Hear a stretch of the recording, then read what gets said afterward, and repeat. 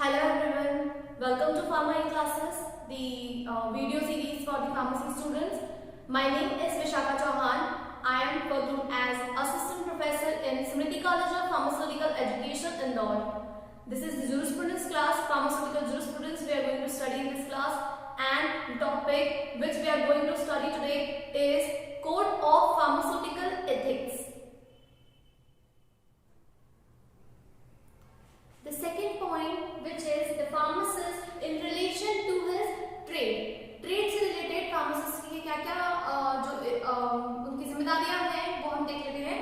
The first is you just keep in mind the following points while trading. While trading, what are the points you should keep in mind? The pricing structure, fair trade practices, purchase of drugs, advertising and display, and hawking of the drugs. Let's begin with the very first point. The very first point is the price structure. The price structure is always according to the product you are selling. एक fair price structure आपको रखना है जो भी medicine devices equipments हैं उनका, and you should keep in mind that the quality and the quantity and the skills or the practices which are required are always truly satisfied. There should be no incomparison and there should be no incompatibility between the products. So a fair price structure for the fair quantity or the quality of product you are serving with. The next is fair trade practices. Fair practices must be chosen, and you should not attempt to capture other pharmacists' business by offering any kind of cash or prizes or gifts. Practicing these kind of things are found unethical. हम ethics की बात कर रहे हैं, हम ethics पढ़ रहे हैं, and providing any kind of bribe is unethical. So in any form you are like choosing to bribe somebody is unethical, and you should not practice such thing in pharmacist profession. If mistakenly patient bring prescription by some other pharmacy, then what is the role of a good pharmacist or non pharmacist is he or she should direct the customer to the right place. If any chance happen like that कि कोई pharmacist जो है किसी ऐसे customer से deal कर रहा होता है जो कि कोई ऐसी प्रिस्क्रिप्शन ले आया है जो कि कहीं और से लिखी हुई है, देन हमें उसे मिसगाइड नहीं करना चाहिए, हमें उसे सही डायरेक्शंस दिखाने चाहिए. दैट मींस कि ये हमारा जो एथिकल पार्ट है ये वो प्ले करने का जो है हमें बताया गया है. इमिटेशन ऑफ और copying of the label, trademark और some sign symbols related to the pharmacy और the firm or the manufacturing plan you are having और जो भी हमारे पास कस्टमर आईडीज होते हैं, इन सब चीजों को इस तरीके से कॉपी करना या फिर किसी और का लेना, ये जो है एक क्राइम है, ये ऑफेंस में आता है, एंड अदर काम should not be done. That means you should not practise such things. Then purchase of the drug.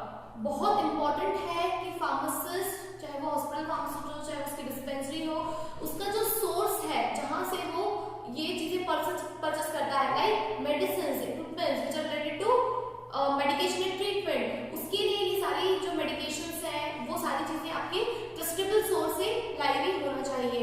That it should be genuine and reputed. आपको ट्रस्टवर्दी सोर्स ढूंढना है ताकि आप भी जो है अपने पास से जब उस मेडिसिन को किसी कस्टमर को दें तो वो आपको ट्रस्ट करें. The pharmacist directly or indirectly should not involve in the manufacturing, possession, distribution and sale of the drug which is adulterated, which is spurious or which is substandard quality. अगर कोई ऐसी drug या chemical compound है जो up to the mark नहीं है, जो आपको पता है कि जिसको कंज्यूम करने के बाद जो है पेशेंट को कोई नुकसान हो सकता है, तो हमें उस तरीके की सेल, डिस्ट्रीब्यूशन, मैन्युफैक्चरिंग ऐसे किसी भी प्रोसेस में इन्वॉल्व नहीं होना चाहिए. ये हमें कोड ऑफ एथिक्स बताते हैं. The next point is advertising and display.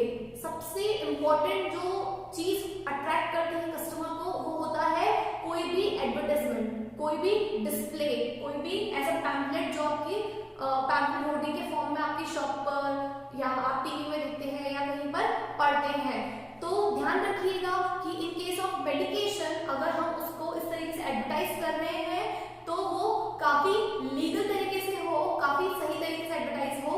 कोई भी ऐसी गलत चीज जो हम एडवर्टाइज कर रहे हैं जिससे जो है पेशेंट को कोई नुकसान हो सकता है या जो ज्यादा लॉन्ग टाइम तक कंज्यूम नहीं करना चाहिए और हम उस तरीके की चीजों को एडवर्टाइज करके पेशेंट के साथ कनेक्ट कर रहे हैं, तो फिर वो अनएथिकल है।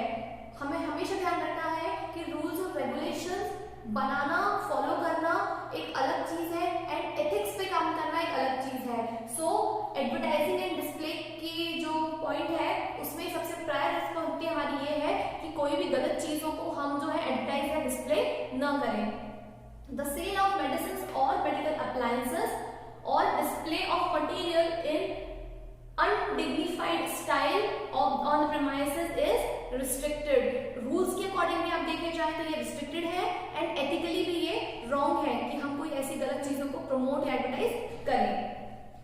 Contraceptives, preparations or the devices which are used should not be displayed except on notice approved by the regulations. Contraceptive devices को हम इलीगल तरीके से प्रमोट नहीं कर सकते। लीगली रेगुलेशंस में जो क्लॉज दिए हैं उसी तरीके से हम जो है उसे डिस्प्ले करें, यही जो है एथिकल और रेगुलेटरी रिस्पॉन्सिबिलिटी दोनों होती है। Then hawking of the drugs. What is the word hawking means here? You heard of the term hawker? Hawker वो पर्सन जो डोर टू डोर सेलिंग करते हैं, जो कि अपने प्रोडक्ट को जगह जगह जाकर प्रमोट करते हैं या उसे खरीदने के लिए आपको वो करते इन्वेस्ट करते हैं। वो कहते हैं कि इन चीजों की ये क्वालिटी है और आपको ये चीज इतने कम रेट में बाहर अवेलेबल है। इस तरीके से जो है हॉकर्स अपना सेलिंग करते हैं। But in case of medicine you should avoid the hawking of the drugs. The hawking of the drugs are relatively not safe and also it's unethical, क्योंकि आप बिना प्रिस्क्रिप्शन के मोस्ट ऑफ द मेडिसिन जो है हमें जब पता है कि डॉक्टर के प्रिस्क्रिप्शन पे ही मिलती है, मिलना चाहिए और हमें वही फॉलो करना है, देन इस प्रैक्टिसेस में हमें बीइंग अ फार्मासिस्ट रिस्पॉन्सिबली ध्यान रखना है कि हम हॉकिंग ऑफ द ड्रग्स जो है अवॉइड करें। Hawking of the drugs should not be done. The self-services method of operating pharmacies and drugstores should not be used in case of medicines. In case of drugs, we are talking about the drugs and medicines which are sensitive, which are cautious, and ऐसी चीजों को आप you cannot apply a board like it says self-services. आपको बहुत cautionary तरीके से जो है पर्सन को, कस्टमर्स को, पेशेंट्स को ये बताना है कि ड्रग्स की अपनी इंपॉर्टेंस होती है, उसका एक यूज करने का तरीका होता है और बिना प्रिस्क्रिप्शन के जो है ड्रग्स आपको अवेलेबल नहीं हो सकती। जो ओटीसी ड्रग्स होती हैं, ओवर द काउंटर ड्रग्स, वो बहुत रिलेटिवली सेफ कंसिडर की जाती हैं, जिसके जो साइड इफेक्ट्स बहुत कम होते हैं और वो जो हम शेड्यूल्स में नहीं पढ़ते हैं, वो ड्रग्स जो है वो आपको एज अ ओटीसी प्रोडक्ट मिल सकती हैं। But apart from that Hawking is very different thing which should not B practice, otherwise बहुत सारे साइड इफेक्ट्स हो सकते हैं, पेशेंट को बहुत सारी प्रॉब्लम्स हो सकती हैं। The distribution of drug without an expert supervision encourage self-medication, which is undesirable. But obviously, if you are distributing the drug medication which is without the supervision of an expert, अगर किसी doctor, किसी medicinal practitioner, किसी pharmacist, अगर इनमें से किसी का भी आपके प्रिस्क्रिप्शन पे जो है ध्यान नहीं है, किसी ओवर द काउंटर तरीके से आपने कोई मेडिकेशन ले ली है जिसमें किसी का भी सुपरविजन नहीं है, किसी ने भी आपको जानकारी नहीं दी है कि उस मेडिसिन का क्या सही यूज है, क्या उसके साथ कॉन्ट्राइंडिकेशंस है, क्या उसके साथ साइड इफेक्ट्स या टॉक्सिसिटी हो सकती है, तो उस केस में वो कैसे किसी पेशेंट के लिए सही हो सकती है। तो इस तरीके की चीजें जो है सेल्फ मेडिकेशन को प्रमोट करती है। लोग सोचते हैं कि वो जो है नेट पर पढ़ के या कहीं से भी देखकर जो है मेडिकेशन ले रहे हैं और वो सही है, तो वो सेल्फ मेडिकेशन करने लगते हैं, जो कि एक रॉन्ग प्रैक्टिस है और हमें एज ए फार्मास्यूटिस्ट से रोकना चाहिए। और अनडिजायरेबल